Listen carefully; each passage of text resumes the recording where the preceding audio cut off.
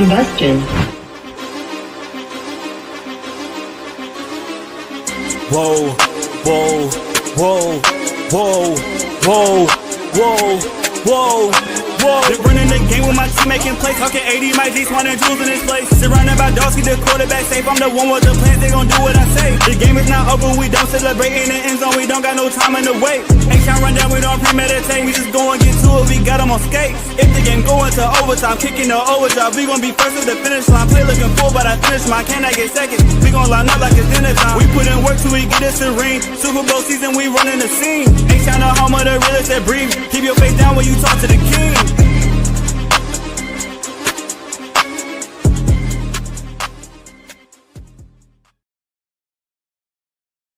What up, y'all? Welcome back to another episode of the H-Town Rundown. This is your boy AD, and I got my co-host in the building. We got Clayton in the building. I got our very, very special guest. We got Mr. Blastoff himself. We got D Blastoff in the building. What up, fellas? How y'all doing on this great, wonderful Friday night?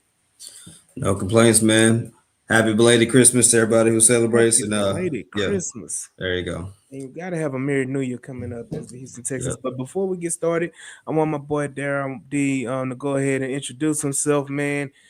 We've seen you making rounds on this Twitter, man, and on this social media and on this YouTube, TikTok as well, man. Getting these interviews in at the game, talking to Larry Staff and other people around, and getting all of these insights, live insights, man. Tell us about yourself, brother, and where we can find you and follow you.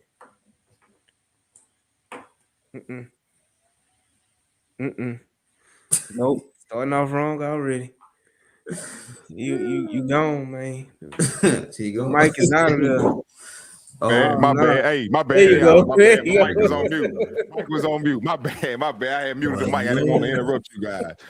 Yeah, sorry. But like I was saying, man, I'm just blessed, man, to be amongst like-minded, Texans fans, man, because this is what I'm all about. I'm the host of the Real Texans Talk, and those that know me and follow my content, man, I go around, man, just getting the vibes of the fans. Because I'm always at all the games, and so I thought about, I don't really see too many people just going around on a regular basis, getting the vibe of the real truth vibe of the fan bases on any side, on the Texan side or opponent side.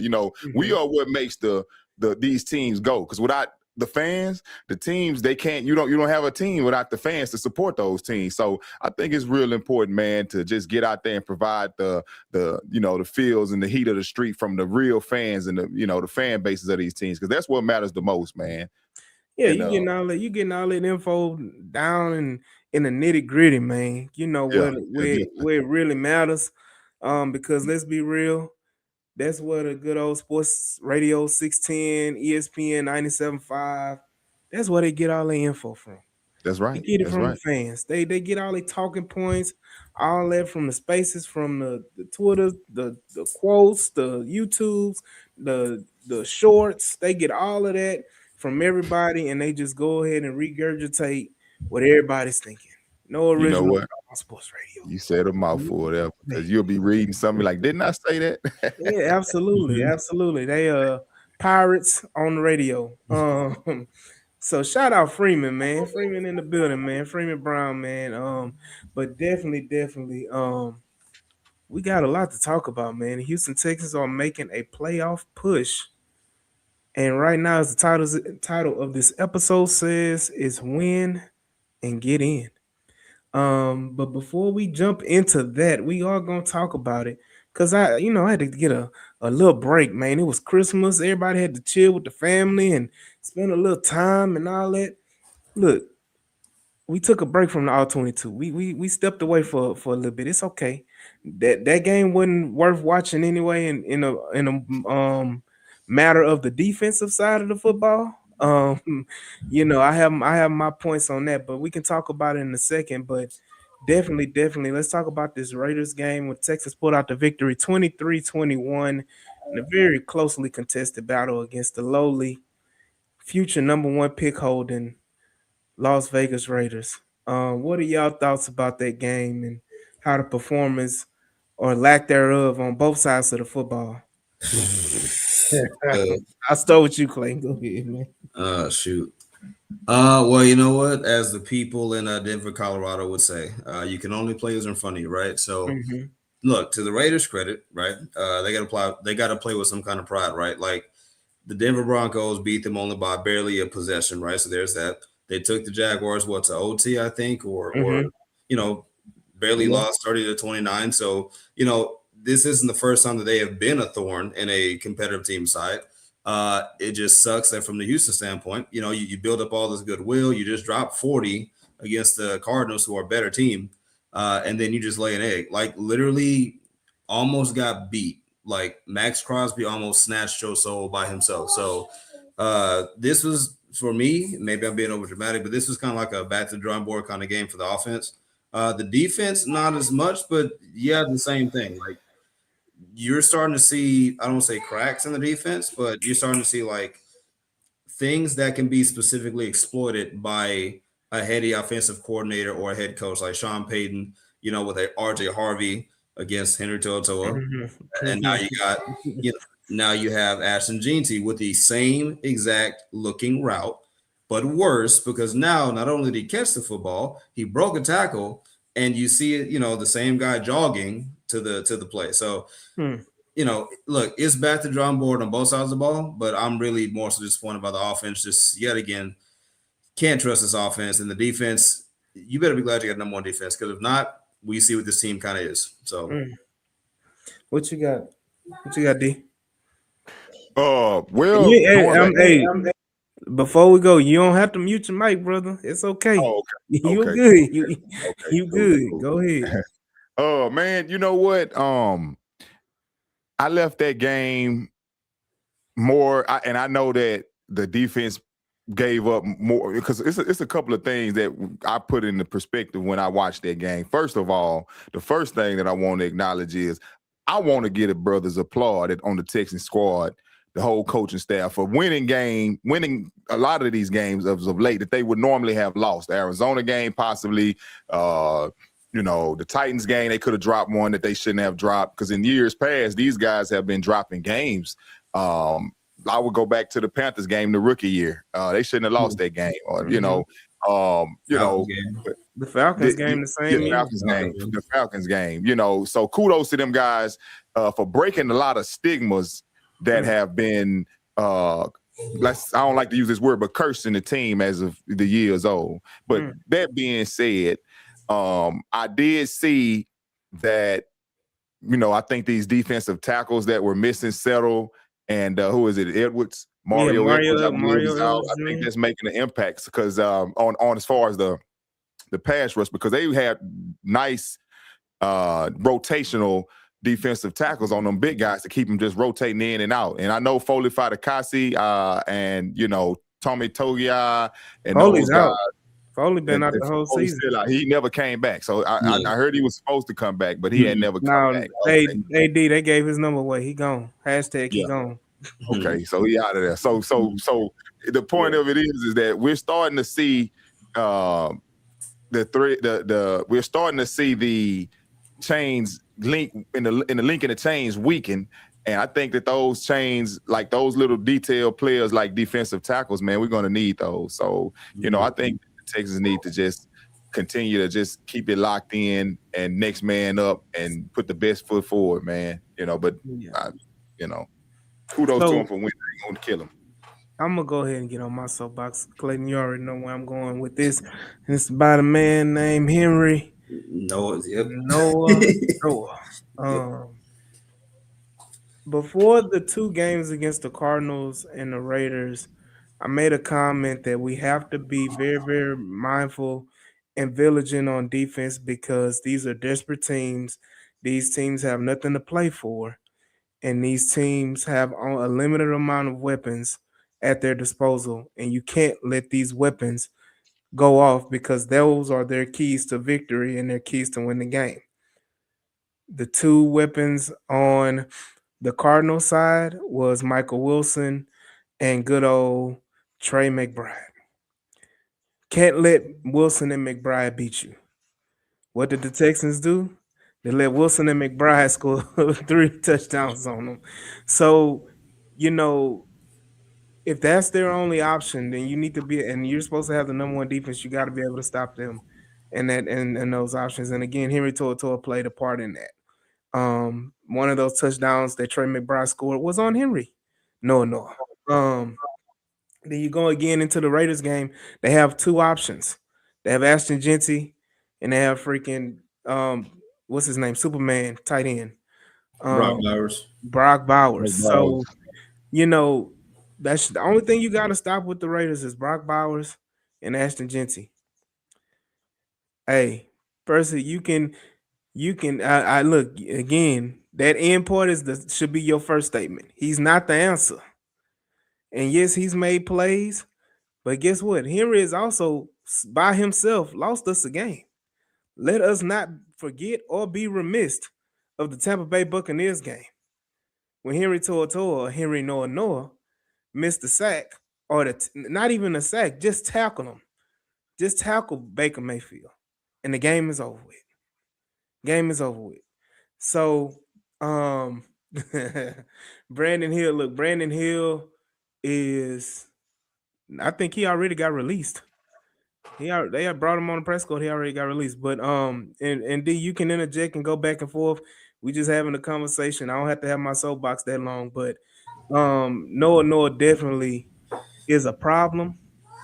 But this defense has shown their weaknesses, and it's something that you don't want to get exposed in the playoffs or going towards the playoffs.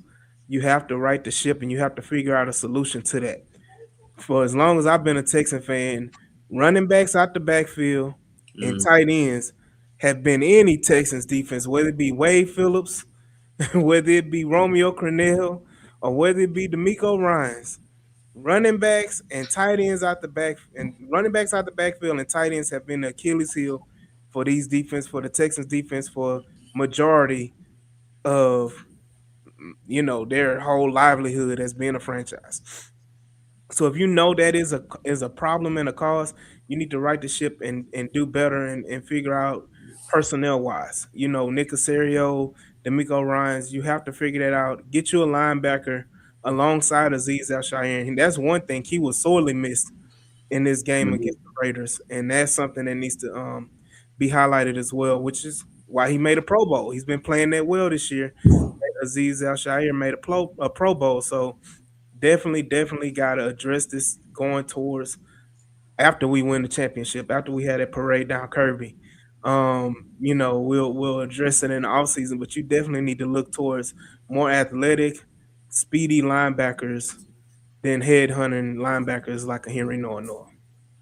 Yeah, I think, and see, and this is why I'm going to be stickler on the offense, right? Like, I don't want to nitpick too much on the defense because without our defense, we're like a 5-win team, right? So I'm not going to go too hard on them.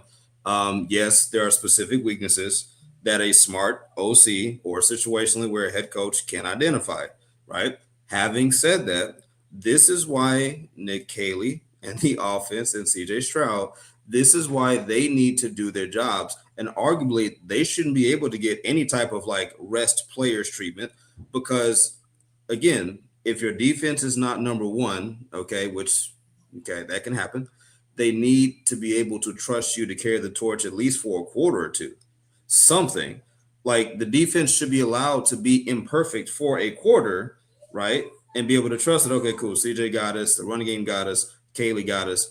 But when you start now, what happens is when you start losing time of possession, that's when you're going to start seeing like this defense get gas. It don't matter if you have the 85 Bears. If a defense is on the field, like they're the offense all game long, like they're going to get beat.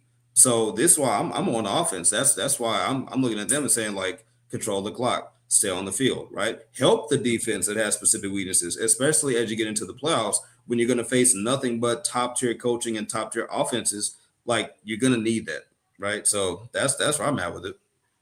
Yeah, what you got, D? Anything additional you want to talk about? Yeah, well, definitely. I'm just a second Clay. That offense is going to have to wake up. I mean, it's been past time, and we don't want to go into the playoffs, with you ain't made any kind of progress when it looks like we're making progress in the the Buffalo Bills game, and we making progress, putting up 20 plus in these other games and running off on them. But then you turn around again, and if it wasn't for that catch that Nico had at the end of that game, who knows what would have happened, So, I mean, they just got to wake up on this offense. I think Kaylee, I don't know, man. I don't want to do like how we did Bobby Slowick with not giving the guy another chance. But at what point do you look at a person, a play caller or whatever, and say, well, we're going to go in another direction? Because you're going to be able to probably jeopardize C.J. Stroud's growth as well, which is what I'm thinking is going on with Jalen Hurts out in Philadelphia. I mean, the guys had 3 or 4 play caller changes and system changes or whatnot. So, stuff like that, the consistency is what I'm more concerned with. But, well, I don't know. To me, it's let's take this Raiders game into consideration. Let's just talk about the Raiders game in general, because there's been hiccups and there's been a learning process. I think I said this on the last episode last week, that you have a brand new offensive coordinator and a young quarterback trying to learn a brand new offense at the same time. So you have that hurdle that you're trying to get over, and they're going to be hiccups, and they're trying to learn along the way. Nobody's trying to give excuses to Nick Caley at all. Nick Caley has to be better, but let's put the onus on the other side too. CJ Stroud has to be better himself. CJ Stroud has to hit those wide open throws. There were so many missed reads and missed open throws against the Raiders that could have moved the ball consistently down the field. And it's not even saying you got to hit those deep shots. These are 8-yard outs or 7-yard outs that he's just overthrowing in the stands, that he's just missing to a Nico Collins, to a Christian Kirk, to a Jaden Higgins.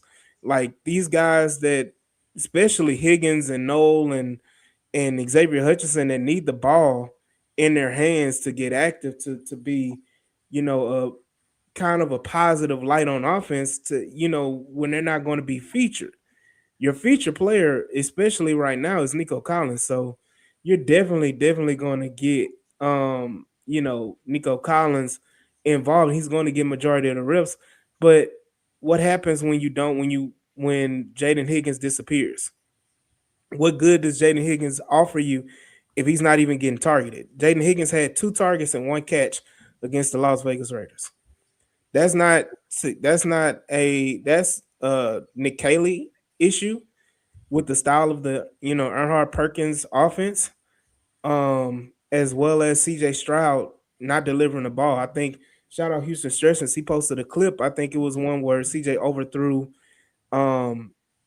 Christian Kirk. I think it was for a first down. Yep. And what happened is that Nico sat in the hole instead of Nico progressing on the route, and he kind of blocked CJ's vision into getting the ball to Christian Kirk. It's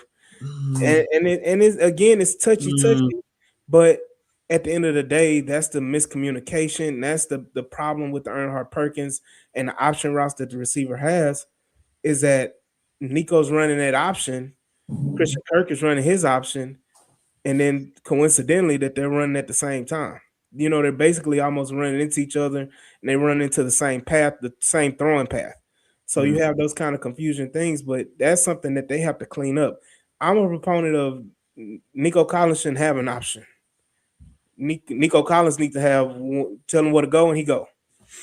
So, but definitely,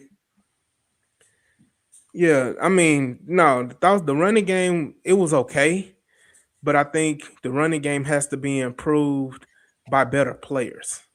And I'm gonna be honest with you, Joe Mixon was the heartbeat of that run game last year that made it work. I think Joe Mixon got 1,000 yards rushing in spite of blocking, and I think the same thing is we've gotten most of our rushing yards this year in spite of the blocking. There has been some opportunities that we've had here and there, but definitely I think the talent, Woody Marks was missed, but you definitely need better talent at running back going forward. But yeah, I don't think we're gonna have that killer run game ever, not this year. No, not at all.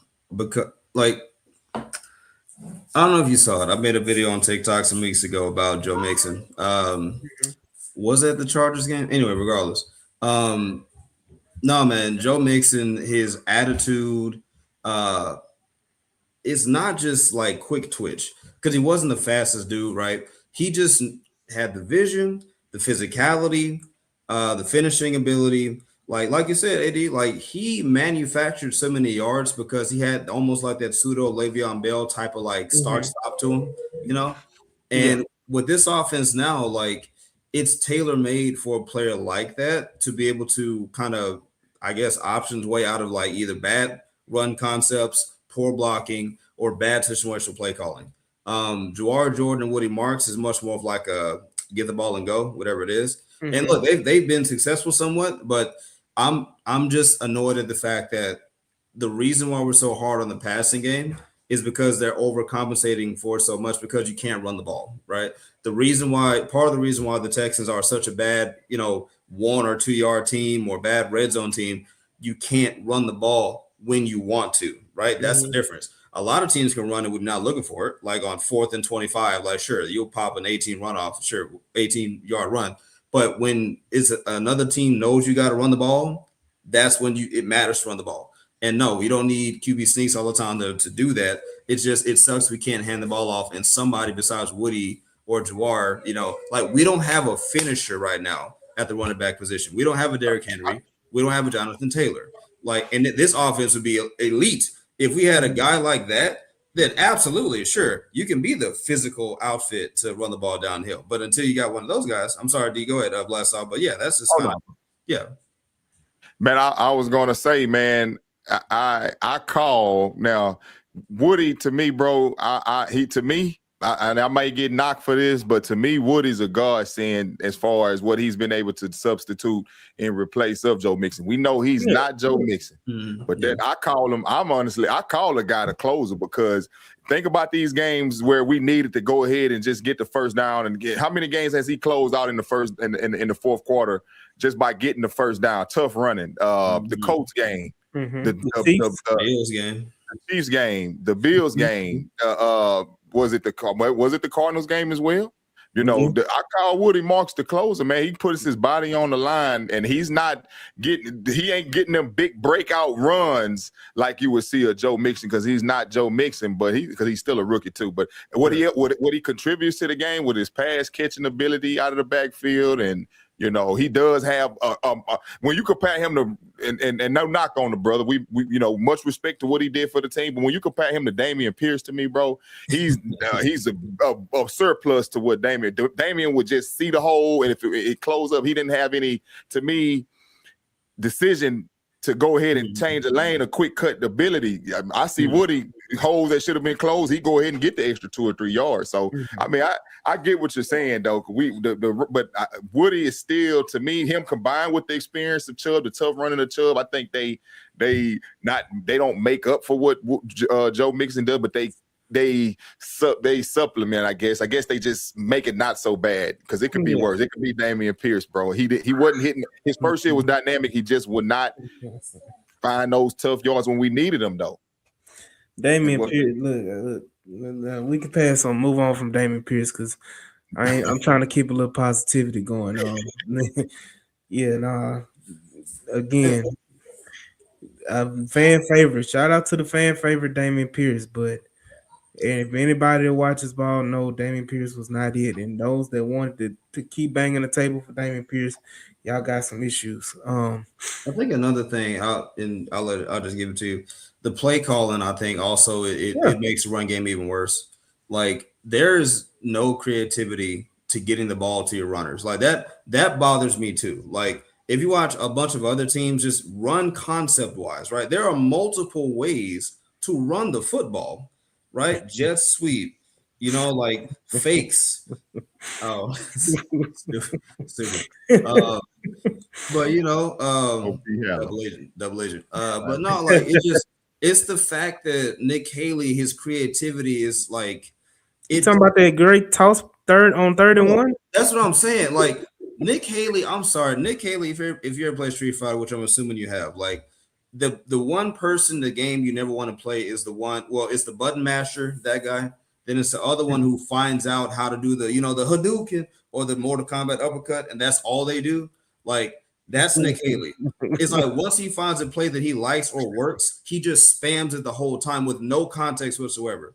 There were so many tosses that went for negative yards, and I'm just trying to figure out why. So it's not just that the O-line can't get pushed. It's not just that the running backs are, getting swallowed up, by dudes. It's the fact that you have an OC who situationally just does stuff with no rhyme, no reason, no feel, and like that kills your run game too. So all this to be said, it's the whole thing just it leaves a mess to the run game, and it leads us back to the fact that your pass game suffers because you have no run game. For whatever the reason is, you got to over depend on passing the ball. Yeah. Look, again, do you want to add on to that? If not, I'll go. Oh, definitely. Just to make it quick. One thing I'm gonna say, man, and this is something that I want to say, is that you can look at it both ways, and we ain't gonna do no wishful thinking, but you can look at it both ways. Man, going into the playoffs, not rolling like you want to be rolling, you still have the opportunity to catch fire at the right time. And if they catch fire at the right time, it's going to be harder for teams to catch on in such a short notice because you one and done in the playoffs. So if they can catch, because the defense we already know can carry us, but if this offense, this goes without saying, fellas. I think we all agree, but it's just, can they do it? If they can catch fire, if CJ can go on, revert back to rookie year CJ, which he's been playing pretty well, but he's been they forget to, like you mentioned, the overthrows and the things that's been going on as of late. He wasn't as badly missing in this situation, and maybe it's the offense system that has him not sure of himself or whatever, because it's some throws that you looking like, CJ, what's up, bro? What's going on? But look, I'm gonna say this. I think and I'm gonna be, a little harsh on this. I think it's asking too much at this point to get rookie CJ back. Yeah. I don't think we're going to get that when I say anytime soon, I'm talking about in the next 2 months on our Super Bowl run. I don't think you're going to get that. You may get a little glimpse here and there, but you're not going to get that. And we'll be, wishful thinking if we were to get that. But right now, all you can expect is to just be competent. Just do the things. Don't turn the ball over. Get us 2 touchdowns and get us in field goal range for a couple Kaimi field goals a game. Get us that good old 20 points, and the defense is going to handle the rest. If you get us 21 to 23 points a game the rest of this season, I'm confident the defense is going to do their job and take care of business, and we'll come out with the victory. That's all we need, CJ. We're not asking you to be the hero. We're not asking you to beat the Georgia Bulldogs defense with 8 first-round picks on it. We just need you to be competent, CJ. Move the ball down the field. Limit your mistakes. Don't run into sacks. Don't do the twirl around in the backfield, running out of the pocket. Don't, step up in the pocket, deliver the ball, make the throw, and just make the game easy. Just do what's necessary and what's considered competent, and we'll be just fine. We'll be just fine. They gonna hit you after you throw it anyways. they gonna hit you anyway. Might as well just throw the ball. I think what's hurt CJ, and this is just me. Shout out Larry. Shout out Larry. What's up, Larry? What's up? Shout out Larry Stafford, man. I think what hurt CJ. I don't know if CJ is a live up to his own reputation or hype kind of guy. I think CJ is kind of a confidence player. I do. I think, the kind of he wears his emotions on his sleeve. So I think when things are great, he's, beating on his chest and all the stuff. When things are bad, he's, slumped over on the side. And, he's not Tom Brady where he's just, come on, guys. That's not him. But I say all that to say this. The moment CJ Stroud called himself a ball placement specialist, right? That does put some type of expectation. Like, okay, cool.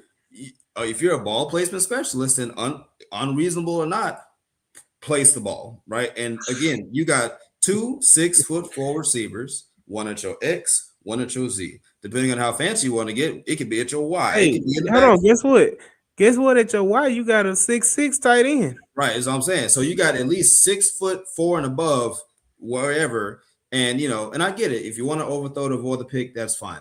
But again, when you're a ball placement specialist, as you say, right, and as you've proven, It's just you gotta that it has to be your thing. It has to be like that. That has to be a part of your every Sunday game, regardless of the schematics. Like a good placed ball trumps bad play call any day. Like whether it's a throwaway, whether it's putting it where it needs to go. That's just my little thing right there. So If you don't mind, let me add this right quick. And we getting on him because we expect better out of him. But I will give him the credit of, I'm gonna be honest. Without him playing as well as he has with him making smarter decisions, I think we can lose some of these games. Like the Raiders game, we could have lost it if he hadn't been playing as smart. He's not trying to live like the Seattle game was probably one of his worst games. Just doing too much. He's starting to throw the ball away. He since he's come back from that concussion, I believe that he's learned from Davis Mills to, hey man, live the fight. This defense is good enough. You don't want to just don't give up points. Don't give them points. You know what I mean? So I think that I do want to give him kudos on. He has been, I don't know what y'all think, fellas, but he has been playing smarter as far as protecting the ball. He's definitely been playing better since he came back from the injury. But I will say this: CJ Stroud is a typical kid right now playing a video game. If you ever been around children that play Madden or they play NBA 2K, when they hit that three or they hit that that touchdown pass down the sideline, they want to jump all in your face and yell and scream and this and that.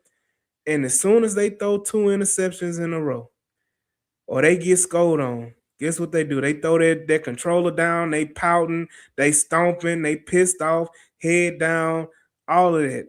CJ Stroud is the same way. CJ Stroud, I hate to say it, is a front runner. CJ Stroud loves to win and is fine when you win in the game. It hurts, but it's true. But when you losing, CJ Stroud shows that pout face emotion on the sideline. And I don't want to bring up last year, but I'll bring it up. The Tank Dell injury in Kansas City. Of course. It just killed CJ Stroud's kind of aura with the fan base, because now whenever they see him on the sideline and he has that pout face or he's upset or he's, showing lack of emotion, oh, CJ about to cry. Oh, CJ on the sideline look like he about to cry. So you gain, that's just what it is right now. And you have to, I think that comes with maturity. And you can be mature on the mics, you can be mature, to show people, but in the heat of battle, in the heat of the moment, whatever you are, realistically, it comes out. Whether you mature or immature, it's going to show. So right now, CJ Stroud just has to grow and learn from that. But you got to be even killed. I mean, can't give Davis Mills much credit at all. I'm not gonna do it. I know that D gave him some credit. Davis Mills taught CJ something, and CJ probably did learn something, but I'm not gonna give Davis that credit. I will say this: a positive from Davis Mills that CJ needs to adapt going into 2026 is the even killedness. Nothing gets you rattled. Nothing gets you excited. You shouldn't be excited because you should expect to do those type of things. Like on the mic'd up thing with the Raiders, when he had to pass to Nico Collins, he's all up in Devin White's ear. That's a dot. That's a dot. That's a dot. And come on, CJ. You can't sit up here and holler, that's a dot, when you was throwing in the stands in the first quarter, 10 rows up. Like, was that a dot? Was that a dot? So basically, you calling for him to be more humble. You just say humble, chill out. I don't even want to. I don't even. Not even humility. I don't want to say be humble. I just want him to keep your emotions in check. Yeah. Like, respect the game. Like, if you know you that type of player, that throw you made is like Clayton said, it should be expected because you a placement specialist, right? So it should be expected that you make that throw to Nico Collins down the sideline in that moment. you know, and I must make this point because we need to go ahead with the positives, and we can move on. But Larry said this ain't that complicated. Replace Kirk with Noel or no. Go Nico Higgins, Noel, Schultz, and Marks in the backfield and get away from keeping that wide receiver close to the O line. Spread definitely out with crossing routes. So I'm gonna say this. I'm cool with that, Larry. I need y'all to get off that no soapbox. You don't like no, man. Come on, man. I need like y'all. Look, I need y'all to understand that Jalen Noel is not that he's not talented. I need to preface this because when I say it, people get in their feelings about it. It's not that Noel is not talented. It's not that Noel can't be a great player. It just ain't his time. And y'all should be okay with that. It just ain't his time. You can't sit up here and tell me that you watch Noel on punt return and kick return every week and feel like he got something to give you in the wide receiver game. If Noel ain't running straight ahead, what is Noel giving you? What is Noel giving you? You know he broke the rookie record on the team, huh? On punts, on punt return. Yeah, because you got the number one defense that makes teams punt. So of course, I think you're going to get the most yards because you're going to get the most punt returns. So, look, and I'm not saying it's Christian Kirk time, Larry. Yeah. I'm just saying that it's not Noel's time. Xavier Hutchinson should be getting those reps. Anybody move Higgins into the slot. You don't have to have a slot type player to have that operation to go. Like those players are more than capable of doing that. Kirk is out there because Kirk again is a veteran that understands the EP offense, that understands option routes, understands it. Sure, I mean, Jalen Noel ain't Jalen Noel. Yeah, again, I'm gonna say this, and it's gonna piss people off because I'm good at pissing people off. Jalen Noel ain't got it right here yet, and that's okay. He ain't got it here to know I can run an option over here over there. Percy didn't know that.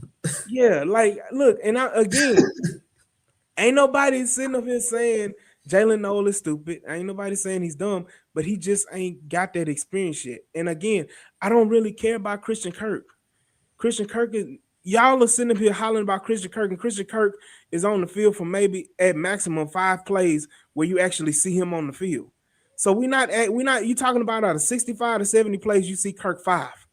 Like Jalen Noel in that game would be better, yes, if he knew what he was doing. There's a reason why Jalen Noel ain't in the game, and I need y'all to understand that. It ain't that easy. Because obviously, if it was that easy, you would see more targets to Higgins.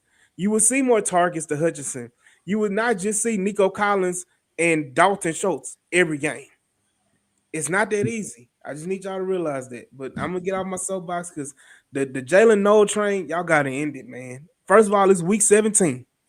Jalen Noel has what 20 catches on the whole season, if that. Somebody fact check me. That brother gonna surprise you, man. He gonna make That's what it. Hold on. Everybody love the Hail Mary. Everybody love the Hail Mary. Everybody love the half court shot. Everybody loves that when it go in, but when it miss, what we do? What the hell? Why the hell? Why he out there? Because I guarantee you, if Jalen Noel go out there and catch a pass and he fumble the ball in crunch time and we lose a game or a playoff game, God forbid, y'all gonna be ready to burn. Because I don't want to hear that's just rookie struggles. I'm gonna let him make it. You're gonna be pissed the hell off if Jalen Noel catch that ball and fumble it. Christian Kirk, fine. I need you that same energy for Christian Kirk. Give it to Jalen Noel. Because if he makes the same mistakes Christian Kirk makes, I don't want to hear, he just a rookie. You got to give him a chance. We trying to win the Super Bowl. They come out there. Well, I think AD, Another Hail Mary. I think the cynicism is not just tied to Jalen Noel. If you follow any of my writings, I've been one of the bigger like Noel guys, like banging the table, like Noel. Like I get it. If you want to put him to the side by himself in a vacuum, sure. But the cynicism from fans from certain parts of the media is not just Noel. It's not just Noel. It's the and I forgot who brought this up, but it was the question of what was Caley brought in to do? Was he brought in to maximize D'Amico's vision for an offense, right? Or whatever the language was, or was he brought in to maximize CJ? And at this point, it's not just a Noel thing. Like, I'm questioning, how are we running a maximized offense when every explosive player that we could possibly have does not get PT? That's as simple as I want to make it. What it took Woody Marks how many weeks before we said, yeah, Chubb is washed? We saw that from, outside of that little burst of that little David Johnson looking run in week 2 versus Tampa Bay Buccaneers. Like, outside of that, what has Chubb done? Bucks say they gave him that.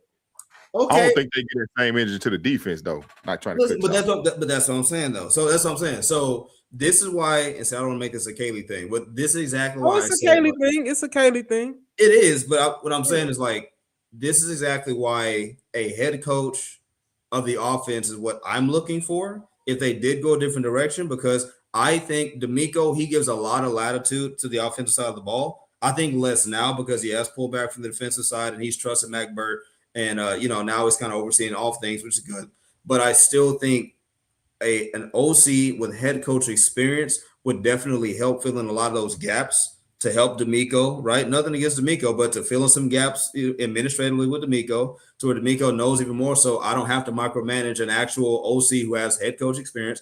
And it's a guy who's more situationally aware and sure of his offensive structure than Nick Haley. I just can't fathom. And again, you two help me out here. Y'all are more experienced in the media space.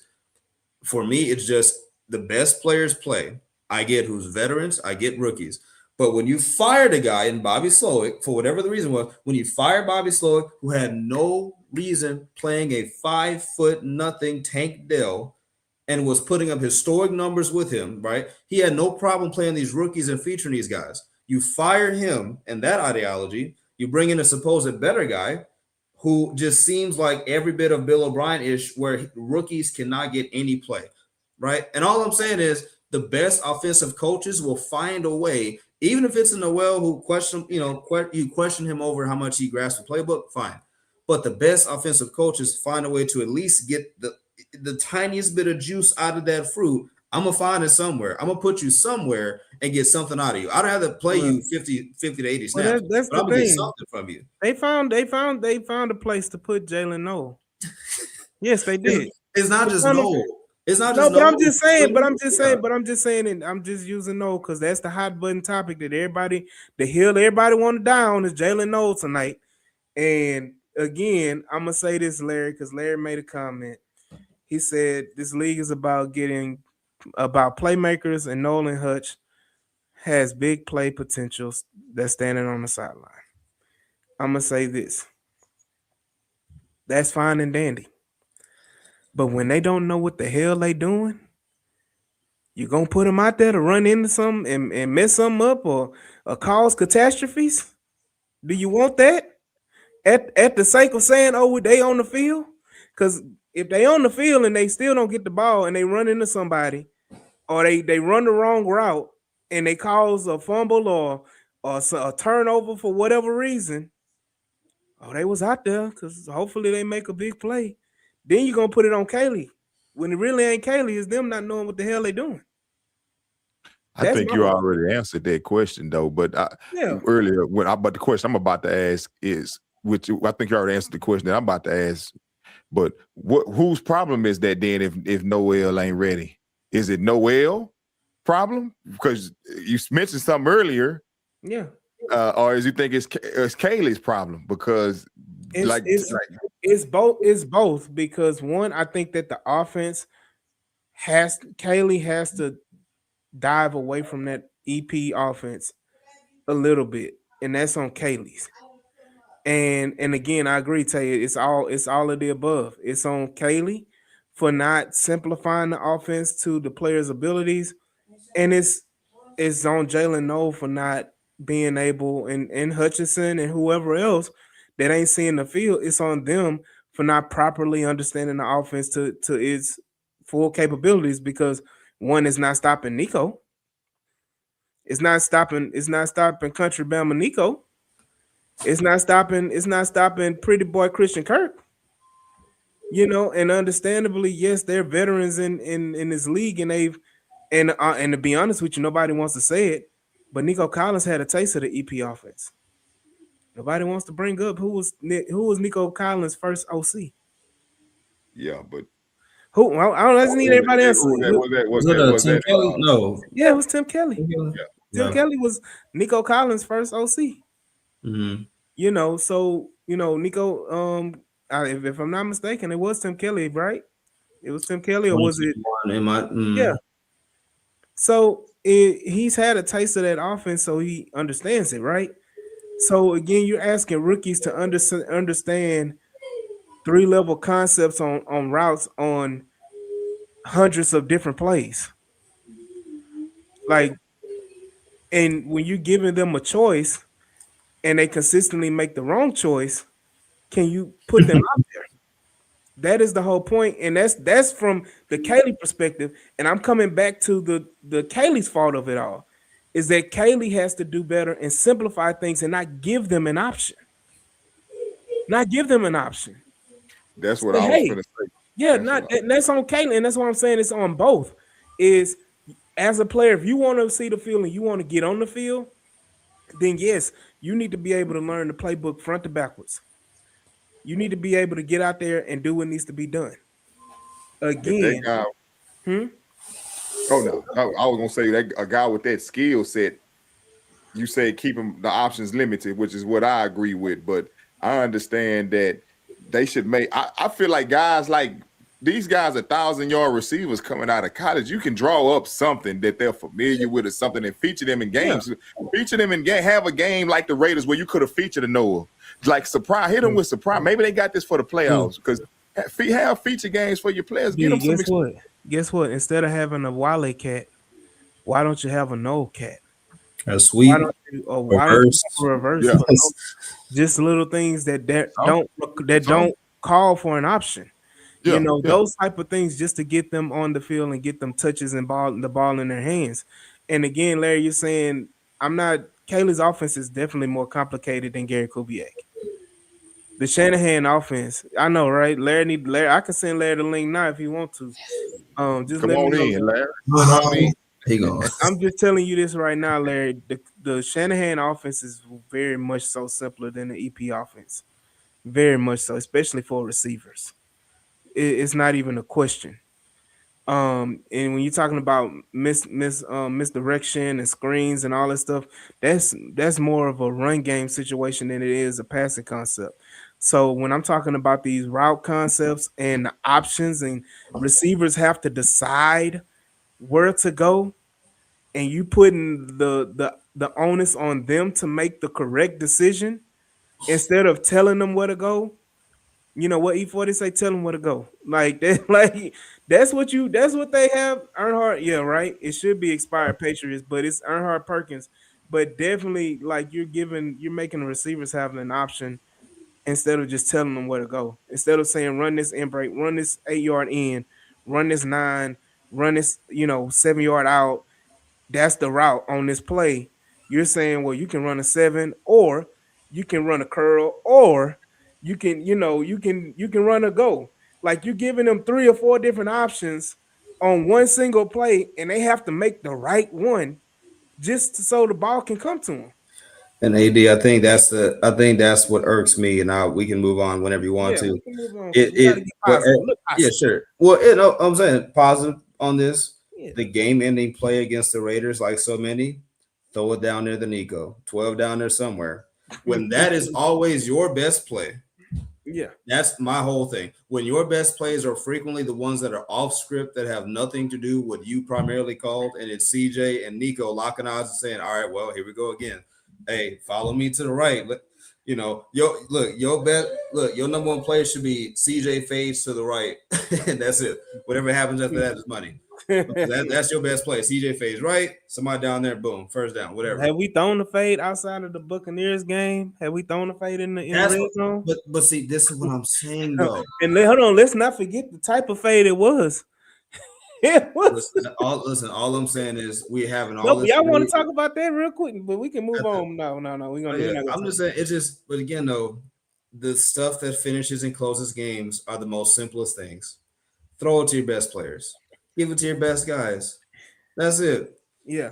I mean, all this just, But you know what? Since I want to bring the positivity in the room. You know, we talking about the issues and the problems that we are pointing out and we're highlighting because we expect more. Because this team is 10-5 right now. Um, in spite of we itself. feel, and we, in spite of this, and we feel like this team should be at the very least 14-1 or 13-2 at the worst. Right now, with a few losses that came on last seconds, yeah, I agree. Septimo, that TD to show Sunday was one of the best red zone plays he had all year. Against the Raiders, that was a great play call. And I will say this again, y'all don't beat me down about it, but the Wale cat reverse would have worked. It was so bad it would have worked. The one that he was reversing the ball over, doing the reverse to Xavier Hutchinson, it would have worked if Dario Wale would have just handed the ball off to Xavier Hutchinson, who all he had to be was a defensive tackle That's what, 5 yards away. that's what I'm saying. Sweet. Addison ticket to the house. That's Yeah, yep. That's it. you actually making my point because that's more of a Kubiak style offense than it is an Earnhardt Perkins. So Sean McVay, hey, I understand that, but hey, let's get real with it, Larry. But again, the positivity of it all is, fellas, we're on a 7-game win streak. That's right. That's the biggest. This is a Seven. different team than we've ever had before, Not brother. not No one, doubt. not two, not three, not four, not five, not six, but seven. Seven of them. CJ Stroud amount of wins in a row. And right now we have the possibility to either be the 3 seed or be the 5 seed, if everything works out correctly. So all we got to do is keep winning. Yeah. And right Yeah. now we got to turn our attention to tomorrow, Yeah. and we need to go ahead and look at what we can do and what's needed to be done to beat a Chargers team, which I feel is going to be a very gritty battle Hmm. because the Chargers don't play lackluster defense like other teams we Yeah. played. They're going to bring the heat defensively. And Justin Herbert is not a joke. Justin Herbert has revenge on his mind. Hey man, respect to Herbert. He's been one of the toughest dudes I've ever seen. This man got surgery December 1st. They've been undefeated ever since, and this man has not just stood back in the pocket, just scared. No, this man has still off running. He's stiff arm with the surgery hand. Like, if that's what they're on, it's like, yeah, it's. But you got it. I got stuff to say, but we're gonna get to it. Yeah, no. Look, that's the part that we're talking about. We're talking about the keys to victory and what we need to do. The Houston Texans need to do. I agree, Larry. Shout out, man. Yeah, I agree with you. Yeah, we're gonna make them go back to San Diego. With that dirt baseball field. Oh wow. They still playing on that, huh? I thought they would have got one. No. They ain't so far, but we talking about Larry. Okay, So about make to them say, go back. yeah. Boy, I remember that. Go Yeah, back. Go man. back. They played on that good, man. That was good Boy. prime. That was good prime San Diego. Boy. Let's playing up there in the San Diego Padres Stadium in Qualcomm Field. Nobody remember that, huh? But Larry said, yeah, he talking about Agent Zero. Look, as much as I love Aziz, shout out to Aziz for making the Pro Bowl again. I'm not losing Aziz in the playoffs for just to knock the blonde out his hair. I'm not doing that, Larry. We can be excited and all that. And Aziz has lit up, which has made him the Walter Payton Man of the Year for the Houston Texans as well as a Pro Bowler. Because I guarantee you, Aziz would have made a couple of his that we all thought he should have made. He wouldn't be a Pro Bowler or Walter Payton Man of the Year. So let's just hold it down. Let's hold it. Let Henry be the crash out. I'm good. We can lose Henry for the playoffs. I'm good. We can lose Henry. We can lose 39. I'm good. Let Henry be the crash out. Let Henry go do that. Let Aziz sit back and do his thing and be the positive influence. I'm gonna start with what I always start with is the trenches. You got a lot of questions right now on the offensive line with Ariante Ursery playing, not playing. Trent Brown is out, and so what shuffle are you gonna make? Is Blake gonna be able to prove himself? Is Blake, because right now Blake Fisher is the guy you're looking for that potentially should be able to play next year. He played majority towards the end of the season last year and played decently well. He came in not focused, out of shape, and got beat out by Ariante Ursery. Is Ursery playing? Is he not? Are we gonna be able to run that six man offensive line? Will we see a city so again? Please, Jesus, no. Um, and so, you know, I think that we have to. I think that we have to focus on the trenches on offensive line and defensive line. Can the defensive tackles hold up? Can we operate with just running a doggone Sheldon Rankins and Tommy T? Can we get more production from somebody else in the defensive tackle spot outside of those two? Can they give them reps and rest? Can Will Anderson and Daniil Hunter make plays down the stretch? Can we count on them against a piss poor offensive line that the Chargers have? And can they finally take advantage after 2 or 3 weeks in a row of bad offensive lines that we haven't been able to get home?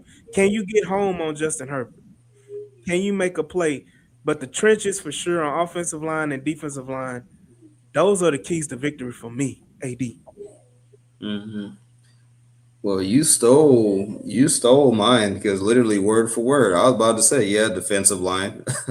um, like defensive line, basically you stole the whole thing. The Chiefs were down 3 starting O linemen. You didn't ravage Patrick Mahomes like I thought you would. Mhm. You played the Raiders, who many would say have probably a bottom 3 offensive line that Geno's gotten whooped behind all year. Mhm. You had way too much time. You got cooked the entire game. So on the Colts game, Daniel Jones with the fractured fibula, Why couldn't we take him out? and you Why couldn't is that- get him either. So it's like this is where it's like absolutely specifically key number one for me is like D-line has to dominate. Simple, point blank, period. This defense, just like in San Francisco, just like in any defense, is predicated on being able to get home. The reason why zone blitzes work is you get home. And if you don't, that just allows the quarterback to sit back there and just pick you apart. One by spot by spot. Yeah, you got Stingley back there. Yeah, you got Lassiter. But again, they tell you on Madden, if any quarterback can sit back there long enough and find pockets, they will. So there's that. Second key for me, play calling, situational play calling. Can your play calling keep you on the field, right? Like if you're in short yardage situations, do your play sets look like you're trying to either pick up that first yard creatively or you're going with your strengths? Me personally, for example, I wanted this. If we're talking fade balls, like we were talking about earlier, can we get a fade ball on, let's say, second down, maybe third, even first down, right? Can we not wait until, Take a shot. right? Can we not wait until the defense knows we got to try something to do that? So whatever Kate is going to decide to do it one down earlier, and I bet you it's going to work, right? So that's number 2. And then number 3, finish in the red zone.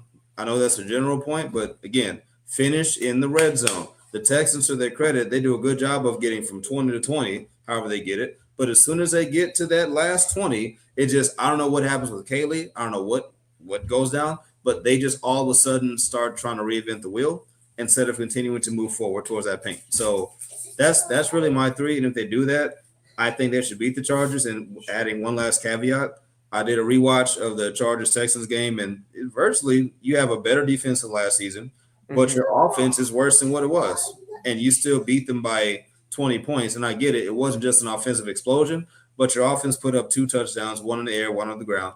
Like, if we're splitting hairs, it's about the same thing, if not worse, this year. So it's like if you did that with a better offense and you still won by 20, can you win by 3-7? I think you can do that. And I think they clinched the playoff spot because they understand the moment. And this to me feels a lot like that Dolphins game last year where they came out and they dominated and they won and they clinched the playoff, berth, whatever. And that was it. It feels a lot like that to me. So, yeah, I mean, it's a win and get in, D. What you got? I gotta, second them with the red zone. First of all, with you guys with the red zone, they're gonna have to be able to take opportunities when they get them and score, and be creative in that red zone. And I'm a irk you when I say this, but I think they need to come out there with a package for my boy. They need to bring up a surprise him. The what you call it? The Willie Cat? What you call it? The Wale Cat, man. The Wale Cat, man. Go ahead and get that. Would you like to see that? Would you like to see that they break that? You okay with that? They need to get you got to surprise these guys. Jim Harbaugh is top tier elite coach. He just hasn't won it on this level, but we know he won it on the collegiate level. Mhm. But I mean, these guys are going to be out for blood, revenge, like you say. Justin Herbert's going to be out for blood. He's playing tough ball. Just got to watch out for the guys like Keenan Allen and Lad McConkey. Don't let them kill you, which we're not really too much worried about it with our defensive backs. I don't think their run game is all of that scary with the rookie. No. Yeah. They run game. Their run game is legit, man. They run game. Would you put them above a team like, let's say, would you put the rookie above rookie like Gente? Vidal, what's his name? Vidal? Playing way better than Gente. Gente, for whatever reason, Gente is a spotty player, and he just so happened to have one of his best games of his career against us. He has. I don't think Gente had a game this year above, other than I think one other time above 75 yards. So what's Gente? So Vidal, I think he got like 600 something yards on the season. But Hampton is the home run hitter. Hampton. Yeah, Hampton. Vidal is a good running back, but Hampton is the home run hitter. So as long as they can keep that under check and keep, because we were mentioning it, their passer rating allowed, they second behind us on holding opposing quarterbacks to about the 70 something, 74, I think, point something QB rating. So their defense is legit. And, as long as CJ has to play sharp and, Nate Kaling got to be in his back, and CJ can't miss his opportunities. This is going to be a Saturday primetime game in a hostile environment. And when he get them opportunities to hit the open throws, he can't be overthrowing guys. You can't be underthrowing them and just take it. I would rather him play as a game manager than try to take crazy chances, because those guys aren't going to be looking to take the ball away as well. Tom Brady won 7 rings on that. And penalties. Make sure you stand sharp. It's no illegal, unreported lineman downfield and all of that. Just play sharp, man. I hear one more Blake Fisher call for illegal shift because he didn't do this. Yeah. But it ain't even. Look, I ain't putting that on Blake. We're not gonna put that. I'm talking about. Man, I be in the stadium. I see this man come up. He run on the field doing this. Look.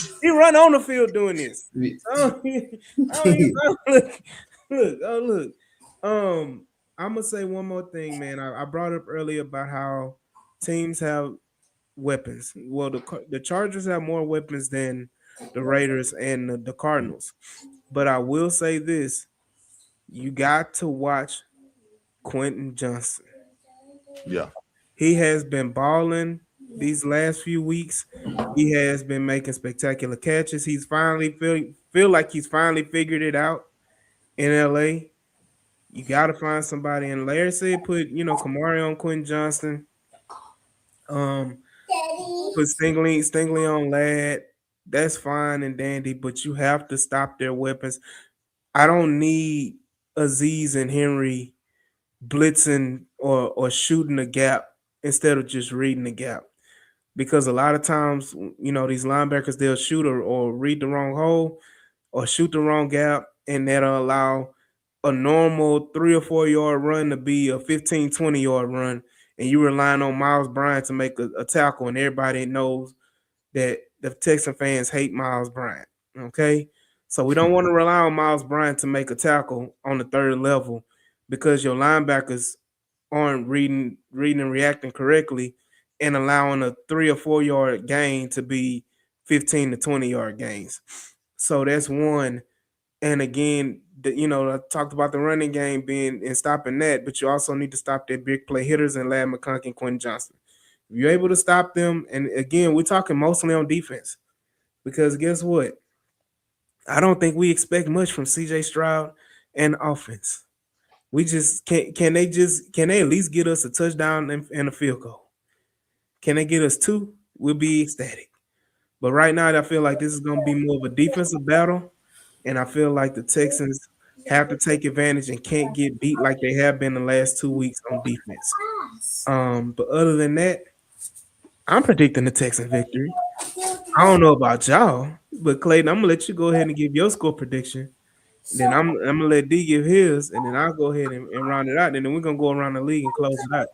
Cool. So I will continue the trend of the 20 plus point games. I don't like it, but I'm gonna just stick with it. Speaking of the defense giving up giving up 20. Give me Texans 23, Chargers 20. I think the Chargers score 20 again. And I think the Texans maybe either walk off field goal or just, they play ball control late.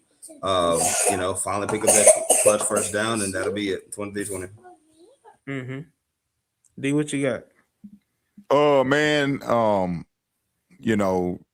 a diehard fan, so I can't pick against the house, and if it was a situation where you could, I would, but I'm going Texans, and it's just this is a game that they're going to have to be the sharpest that they've been in weeks to pull it out, because Jim Harbaugh, like I say, he's not a slouch. You thought Pete Carroll was something. They discredit that Pete Carroll head coaching over there Raiders, why the game was so close when they played.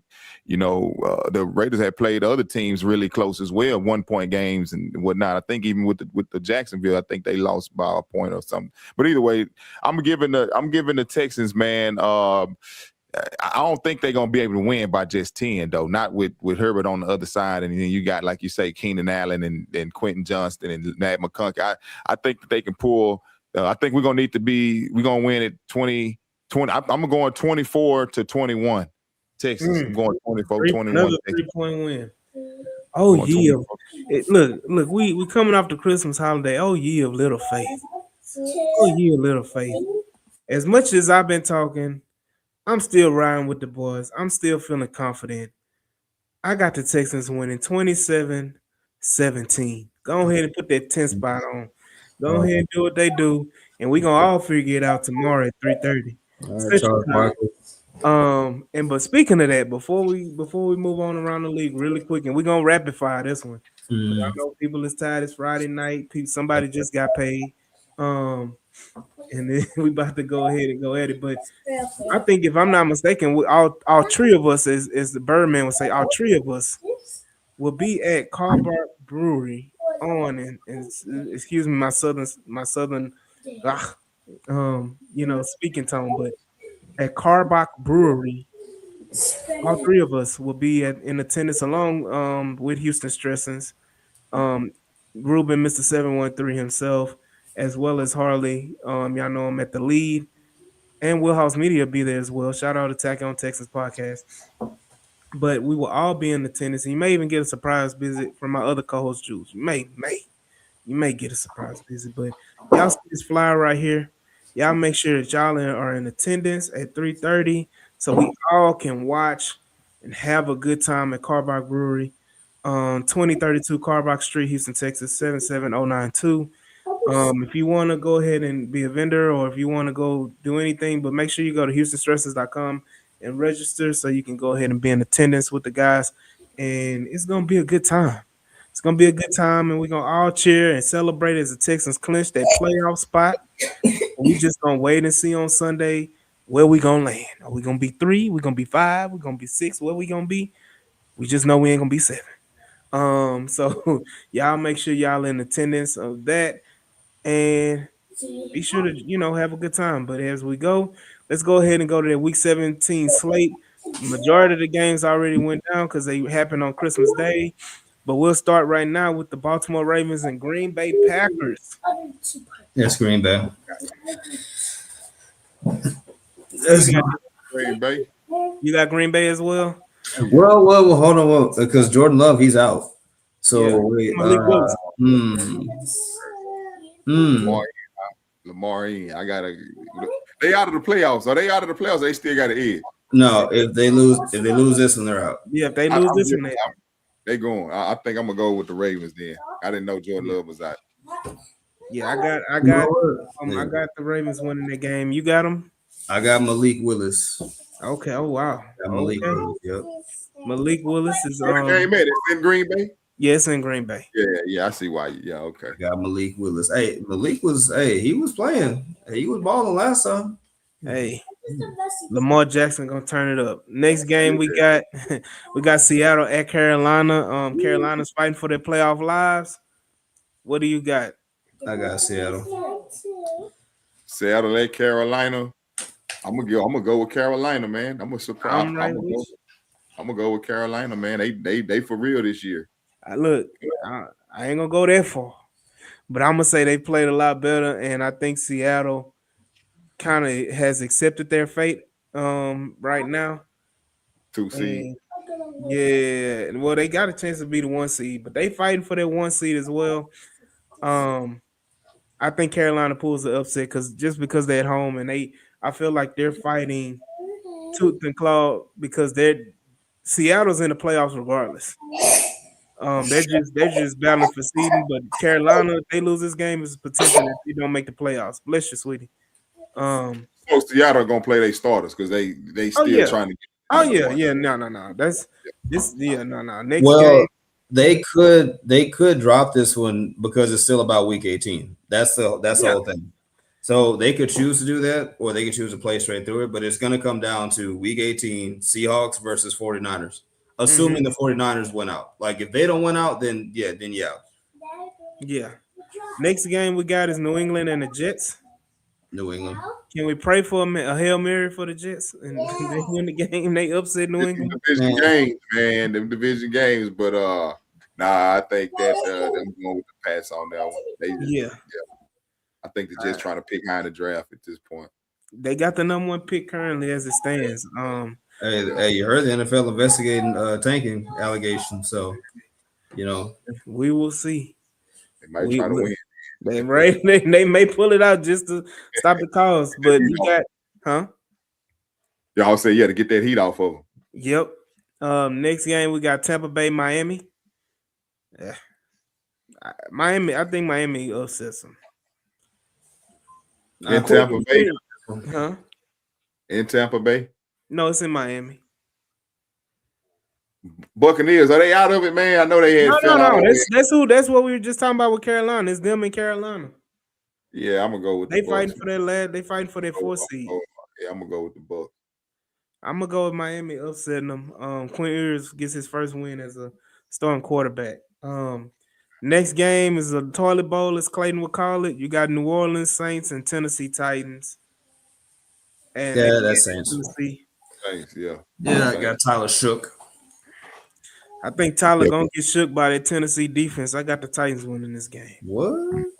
Yeah, I got the Titans upsetting. You got Tennessee or New Orleans, D? No, I got New Orleans, man, on that one. Hey, y'all placating to them people over there to the east of us. I know they pulled off that win last week, but I got to rock with the Saints.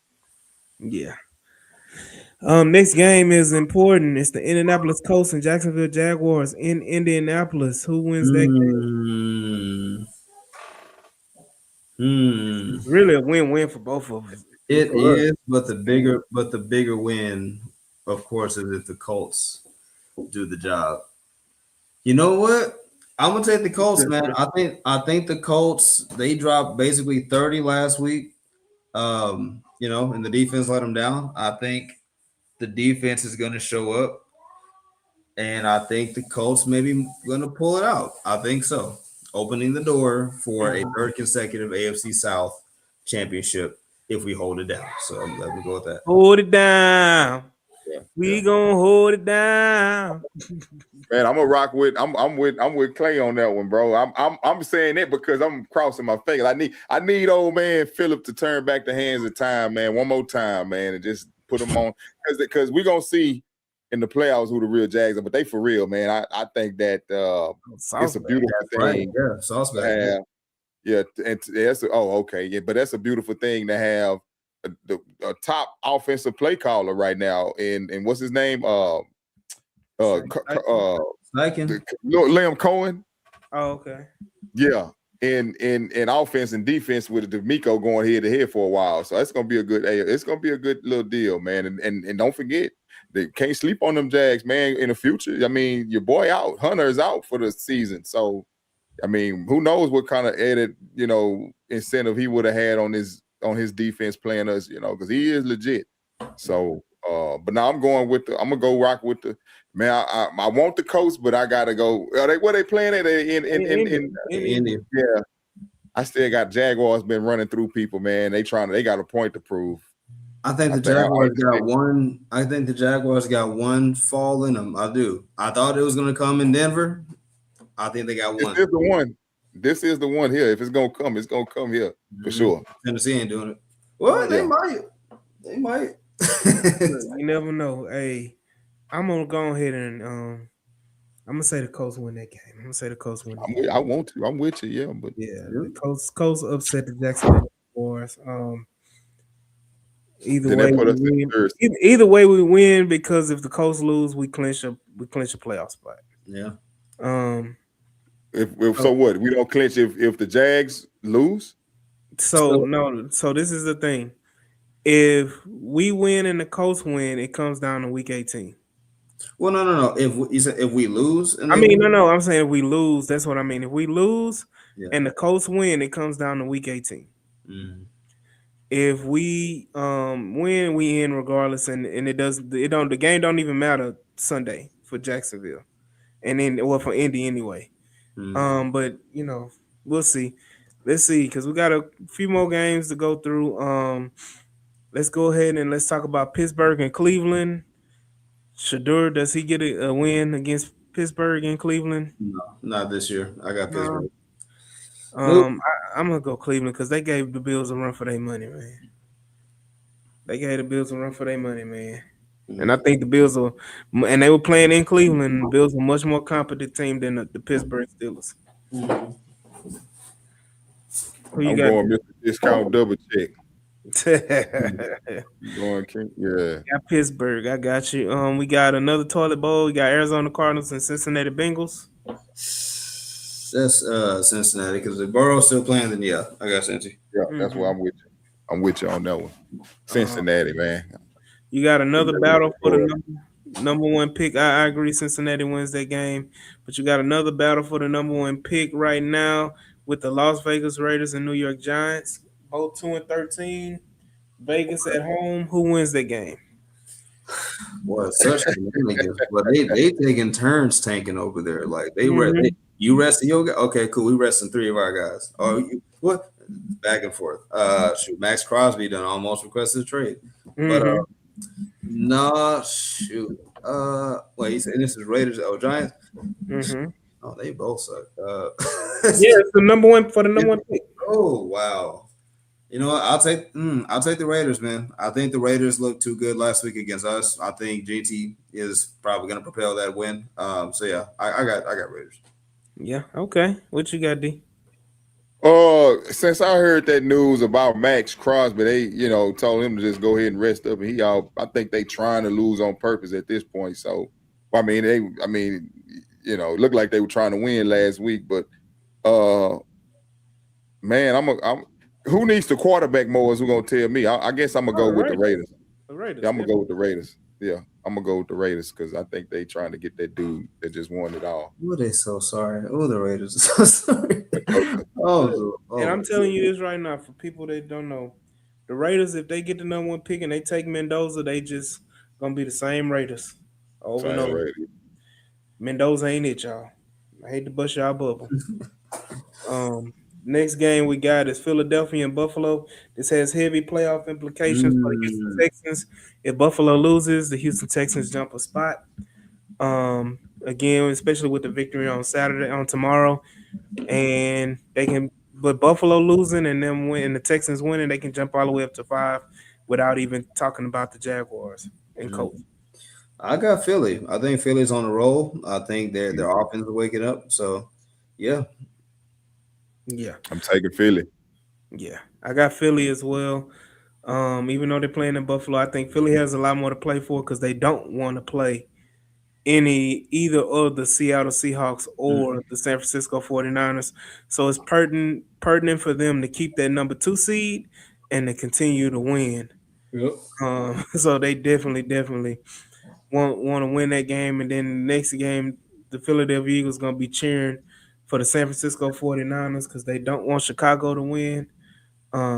So yeah, who y'all got in Chicago and San Francisco when they're playing in San Francisco? I got San Fran by 2 scores. I got San Fran as well. What you got? Man, I'm gonna go with Chicago, man. I'm still going back to how we did San Fran, man. I think that Chicago could do the same thing. Okay. And last game, last but not least, another on Monday Night Football, you got the Rams and the Falcons. I got Rams winning with their backups in this game. Yeah. Rams, yeah. Yep. Look, man. Look, Brandon said they NFL wants a big media market team like the Giants that had a number 1 pick. And then a big New York news story about the Giants are just trading for number 1. Shout out B Haller, man. He always tap in on the real Texas talk too, man. He Shout out to him. I feel like he a cyborg because he everywhere. He been on everybody. Yeah. Okay. B love the Texas, man. For sure, man. Shout out Brandon, man. For sure. But yeah, definitely. D, I want you to go ahead and let us know where we can find you. Follow you. I'm about to hit this banner right here. So y'all see the banner at the bottom. Y'all make sure y'all go ahead and follow, like, share, and subscribe to all our platforms, especially Mr. Blastoff himself, Daryl. Y'all go ahead and you see it right there. The YouTube is there, the Twitter is there. Y'all go ahead and like, share, and subscribe to his Twitter at BlastoffENT and then _ENT and then YouTube Blastoff ENTCO. But again, give us one more good pep rally, pep speech, before you sign off, man. I'm good at that, man. I'm just gonna put it out like I've been putting it out, man, on the socials, man, that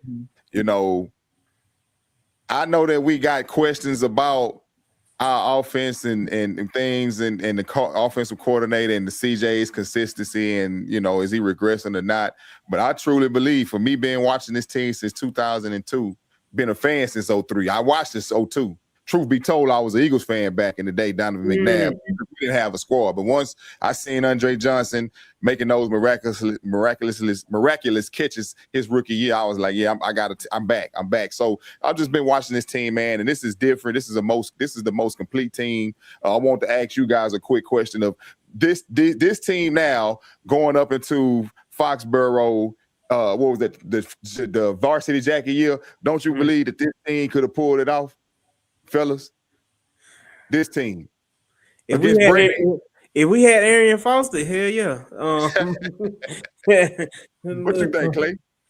Yeah, I'm right there with you. I think this is the best built team that they've ever fielded in franchise history. So I posted today. They got at least 4 either all-time greats right now or going to be. Yeah. Mm-hmm. We never had a team this complete. We've never had cornerbacks both safeties, both corners, 4 interceptions. We've never had a team like this, man. And it's rare to even occur in history, period. And but again, man, D'Amico and CJ making history, 3 years in a row, 10+ wins. This is just a historic team. We haven't seen anything like this. And even though it doesn't look pretty, this is still the most competent team as far as all across the board. What they say, Bill O'Brien used to always say, complimentary football. I remember him preaching that more than anybody back when he came in. And so this team is the most complimentary team, definitely. Even though it doesn't look good on offense, it still could be worse. But I'm talking about way from Frank Ross over there to Nick Cayley, to D'Amico. It's a team. It works together. You can't always have the best of everything. Long as this is good enough and this is great and this is good, you can win it all. So I think that these boys, man, I'm going to say it here again on the H-Town Rundown. I've been saying it all seasons. At the beginning of the season, I'm picking my Houston Texans to go all the way, bro, because this is just different. I think that these boys are hungry. These boys, you can see it in the way they play. It told the story for me with the way they came back in that Jacksonville game, that when from 19 points, that these boys believe in themselves. And if they can believe like that when everybody else got out the stands, but they believed in themselves, then I got no choice but to rock with them boys. They plan to go all the way. They not playing for no divisional round loss, bro. They not playing for the AFC. They not playing just to go to AFC. They playing the way they're playing now. They playing for it all. They just trying to work out the kinks. So that's what I got. That's me. Yeah, look, right now the Houston Texans right now the Houston Texans, there has not been a clearer path for the Houston Texans to get to the Super Bowl than what it is right now. There is no clear-cut favorites. There is no super dominant team in the AFC. The Houston Texans have beaten just about all the teams that's in the playoffs. Especially when we went on Saturday, the only team we wouldn't have beaten would have been the doggone Denver Broncos and the Patriots because we didn't play them. But we've beaten every other team, on down. So this is definitely an opportunity for the Houston Texans to get to the Super Bowl. Go ahead, and when you get there, all bets off. You raise that Lombardi. And I'm telling you, Kirby gonna be turned. Probably tear down. They're gonna tear down NRG so we can build a new stadium just because of the Super Bowl. You talking about grown men, tears in their eyes, statues built, street names changed, holiday. It might be a holiday for real. Houston is a football city. They just ain't did it yet. Whatever you saw with the Astros parade, that's gonna be cute compared to what is going to happen. It's gonna be barbecue and rims everywhere. All gonna be, I'm telling you this. They're literally gonna have to shut the city of Houston down. Shut it down, bro. There's no way anybody can get to work. Oh no. It's gonna be all 45, 16, 288, 59, the Beltway 8, 99. All them gonna be shut down. All of them gonna be traffic galore because everybody gonna be trying to get down the curb and turn up. And don't you feel it, fellas? Don't you feel it? Like I'm saying what you're saying, you're speaking what you're saying, it get me emotional, bro. Because that's exactly how that's gonna go. Like it's gonna be like, man, blind people gonna walk like they say them rodeo, they're gonna ride horses down there from Acres Home to I'm telling you, man. With signs, I'm telling you, that's what's gonna happen. People gonna walk. People gonna walk, man. I'm trying to get downtown for a parade. It's gonna be epic. It's gonna be a sight to see. And I'm gonna be honest with you, man. The city of Houston deserves it. We deserve it, man. We deserve it. We got our 2 with the Rockets. We got our 2 with the Astros. It's just that time for the Texans. Yeah. It's just that time for the Texans to go ahead and bring that Lombardi to Houston and leave no doubt that Houston is if not the greatest sports city in America. Let's go ahead and take that label from Dallas and become America's team. Let's just be America's team. America gonna love everybody love coming down to Houston. Yeah, they do. Everybody love coming down to Houston. Let's go ahead and make it everybody's worthwhile and have that Lombardi sitting right there at NRG. So when you walk in the stadium, you pass by that good old Lombardi. So again, man, I appreciate you, Darren Blastoff. I appreciate you coming in. Shout out Clayton, shout out to chat. Y'all been going crazy today. And shout out everybody watching us live on all the platforms on Twitter and YouTube, Instagram, everywhere. Y'all been watching us live. So we appreciate y'all. And we will see y'all, man. Again, I'm gonna post this one more time, man. I need to see y'all. I need y'all to go ahead and hit that registration button. And we all need to see y'all right here at Car Bark Brewery on good old tomorrow. And I'm about to say Saturday. Tomorrow at 3:30, man. It's gonna be food, drinks galore. You're gonna have a food drive supporting the Houston Food Bank, so you're gonna have a positive side to it as well. That benefits those that are in need, especially around this time during the holidays. So y'all make sure y'all come out, support, celebrate, drink, have a good time as we go ahead and toast up to the Texans' victory, getting into the playoffs, knocking down the Chargers, just having a good old time in H-Town, baby. Again, man, we will see y'all when we see y'all. Peace. Peace out, man. Appreciate y'all, fellas. Yes, sir.